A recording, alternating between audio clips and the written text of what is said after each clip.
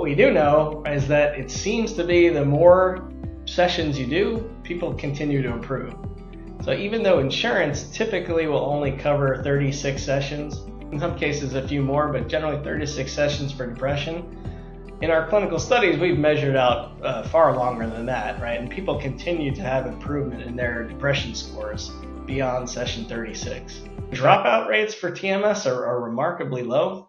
We see this in clinical studies, whether it's our machine or different TMS machines. They're quite consistent that people generally start to experience benefit within the second week. And once they see that this is making a difference in their lives, they stick with the treatment. And what limited side effects there are really don't cause many people to drop out.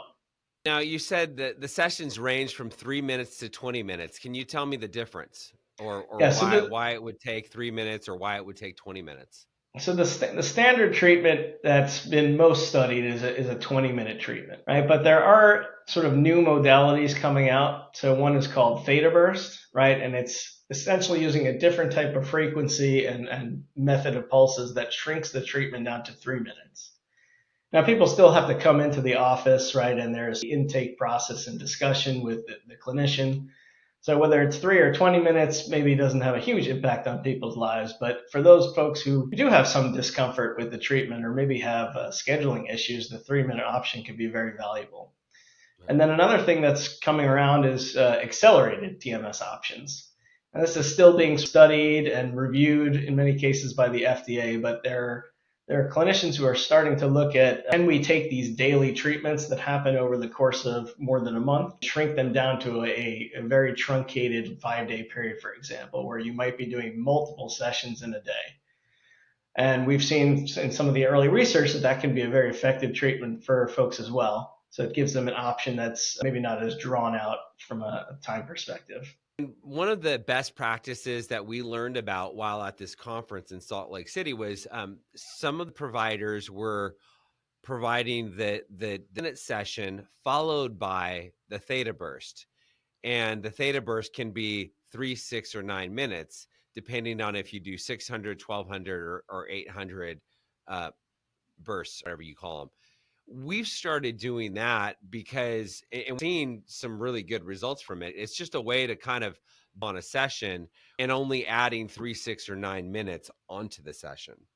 Do you have any comment on that protocol? Yeah, this is something we've seen quite a bit. I don't know specifically if there's a randomized study that looks at that specific protocol, but there's much in terms of parameters and that you can change with a TMS machine that there's still a lot of unknowns in terms of like what is the ideal cadence of treatments, ideal length.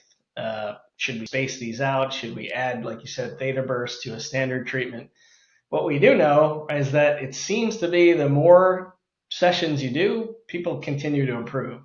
So even though insurance typically will only cover 36 sessions, in some cases a few more, but generally 36 sessions for depression, in our clinical studies, we've measured out far longer than that, right? And people continue to have improvement in their depression scores beyond session 36. In fact, many patients get better in those first 2 weeks. There are other folks who it takes a little bit longer and they might get better during the long-term maintenance sessions. So that's probably the one thing we do know for sure is that, to be the more the better.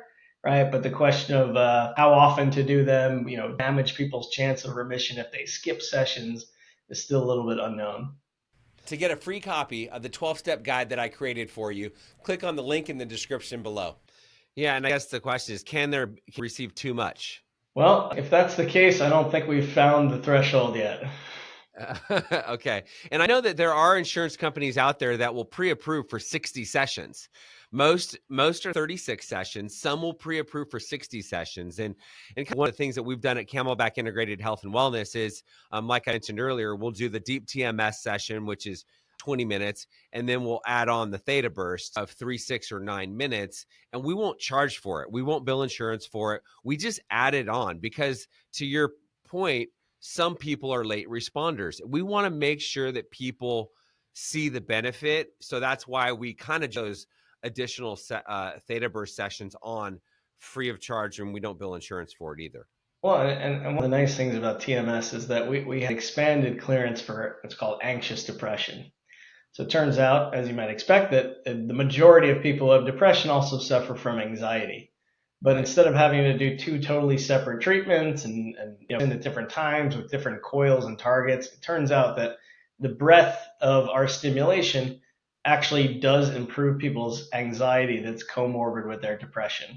So point in terms of like how do you optimize this treatment and the cadence of it, we're able to tackle really two different types of symptoms in the same treatment. So speaking of optimizing treatment, is there anything someone can do to prep for a treatment, or even is there anything they should do following a treatment to achieve optimal results? There's not necessarily prep-wise. Obviously, the more people educate themselves on this, the better they know what to expect. So, our clinics bring people in generally for consultations where they'll explain how the procedure is going to work, make sure that they're clinically eligible, don't have any contraindications. They'll usually show them the machine, right? Maybe they put their hand under the helmet so they can kind of pulse is going to feel like. Mm-hmm. But beyond that, there's not too much preparation that folks need to do. As far as afterwards, a lot of research into, is there this window of neuroplasticity that's opened by TMS, right? So one of the theories of TMS, right, is that it's enabling your brain to almost reorganize itself, right, through this treatment. And what we've seen, at least anecdotally, is that this can make people more amenable to benefiting from psychotherapy. So what I've heard a lot from OCD patients is that the gold standard for them is called exposure and response prevention, which is a therapy that's done by, where they're exposed to their obsession, but in a sense prevented from doing the compulsion that soothes their obsession. So you're almost like trying to desensitize them to the feelings and thoughts that they have. And obviously this is a very difficult treatment for OCD patients to get through, right? It would be like somebody with a fear of heights taking them to the top of a mountain, right? They're going to be very anxious and nervous. But what people say is that when they do TMS for OCD, it sort of puts them in a state where they can tolerate this exposure and response better. So that's a piece of research right now. Is there this window of neuroplasticity where we should be layering on some sort of psychotherapy element, whether it's person or telemedicine or even on like an app right after you do the stimulation? Yeah, and on that note, the TMS is essentially helping to reprogram your neurons, or your brain becomes plastic. If you got value from this video, if you heard what you needed to hear, be sure to like it. Comment if you've got a question or you have something to say. Subscribe to the channel. Camelback Recovery provides treatment services for people struggling with mental health, mental illness, addiction, alcoholism, whatever it may be.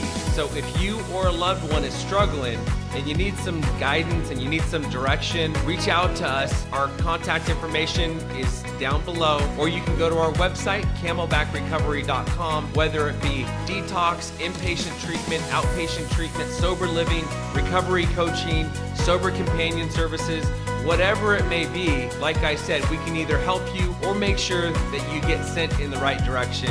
We help people all over the country, all over the world for that matter. I'll see you on the next video.